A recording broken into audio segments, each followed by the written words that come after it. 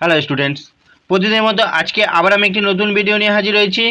আজকের আলোচনার বিষয় মাইনর হিস্টোরির একটি প্রশ্ন নিয়ে আজকে আলোচনা করব। প্রশ্নটি হলো মৌর্য যুগের রাজস্ব ব্যবস্থা সম্পর্কে আলোচনা করো। তোমরা যারা আমার চ্যানেলে নতুন তারা চ্যানেলটিকে সাবস্ক্রাইব করে নেবে, তাহলে সবার আগে নোটিফিকেশন তোমাদের কাছে পৌঁছে যাবে। কি বলছে উত্তরে? কি বলছে? মৌর্য যুগের রাজস্ব ব্যবস্থার প্রধান দায়িত্ব অর্পিত ছিল সংগ্রাহক এর উপর। যারা রাজস্ব সংগ্রহ করে তাদের উপরই রাজস্ব ব্যবস্থার প্রধান দায়িত্ব অর্পিত ছিল। আর রাজকোষ তথা প্রধান হিসাব রক্ষকের দায়িত্বে ছিলেন সন্নিধাতা। অর্থশাস্ত্র থেকে 4 ধরনের রাজস্ব বা করের কথা জানা যায়। অর্থশাস্ত্র থেকে 4 ধরনের কি হয় রাজস্ব সম্পর্কে জানা যায়। সেগুলো কি কি? 1 নম্বর হচ্ছে সীতা কর, 2 নম্বর হচ্ছে ভাগ কর, 3 নম্বর বলি কর, 4 নম্বর কর। এই 4 ধরনের রাজস্ব তখন আদায় করা হতো।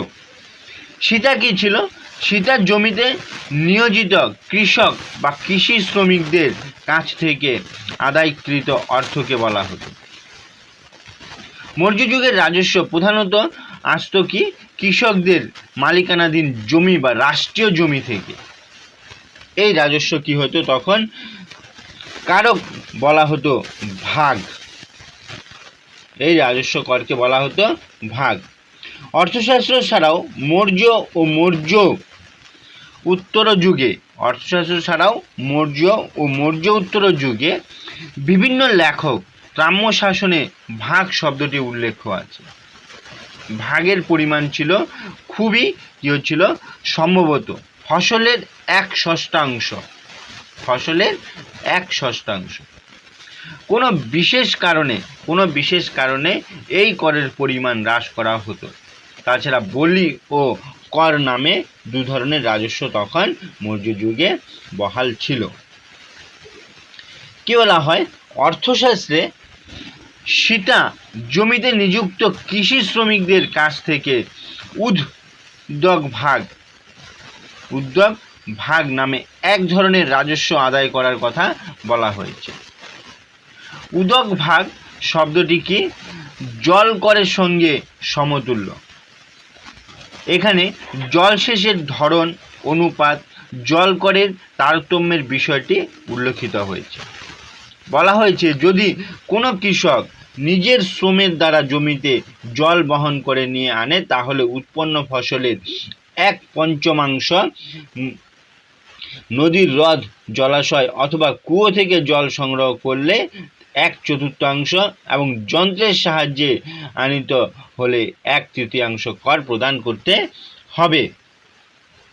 জলকর ছাড়াও অন্যভাবে সীতার জমির কৃষকদের কি করা হতো? কর প্রদানের বিষয়টিকে অস্বীকার করা যায় না। এখানে কি কি ছিল? সীতা অধ্যক্ষের তত্ত্বাবধানে কি ছিল? সীতার জমিতে কৃষক বা স্বাধীন মজুর বা কৃতদাসদের দ্বারা চাষ করানো হতো। কোনো ক্ষেত্রে সরকারের তরফে বীজ বপন অন্যান্য উপকরণের সরবরাহ হতো। আবার এমনও হতো যেখানে কৃষকরা নিজেরাই বলদ অথবা অন্যান্য বিভিন্ন উপকরণের যোগ দিত। তার ফলে কি হয়ে যেত?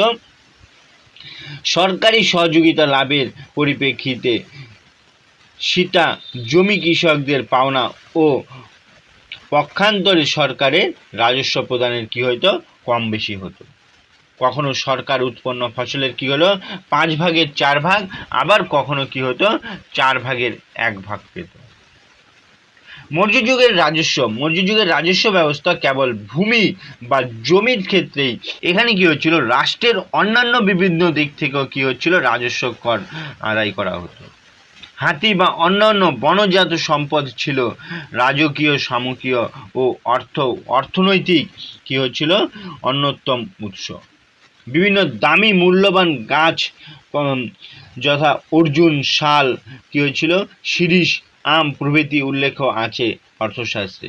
এগুলি অর্থনীতির উৎস হিসাবেও তখন পরিগণিত হতো। অর্থশাস্ত্রের খনি থেকে রাষ্ট্রের যে বিশাল পরিমাণ আয় হতো তার বর্ণনা আছে।